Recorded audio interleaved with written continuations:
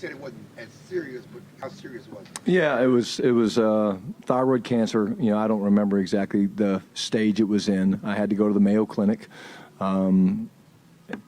Crazy enough, we had just been in Washington the year before, 2 years before, and did not know this, but Dan Snyder actually had thyroid cancer.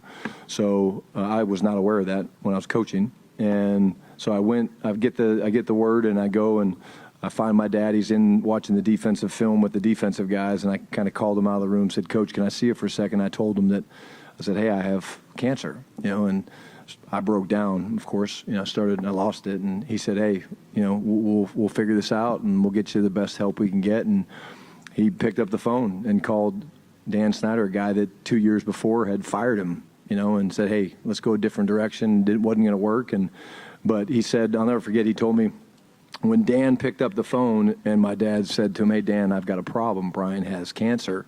Dan said, "Marty, give me 5 minutes, and I'll call you back." And I think it was within 24 to 36 hours, I was on the operating table in Rochester, Minnesota.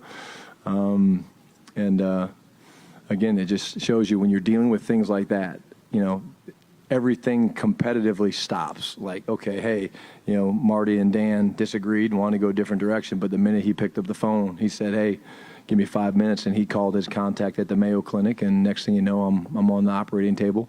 My wife was pregnant with with our first child. She was about 4 months pregnant with our son Sutton, and so it was a very traumatic thing for me.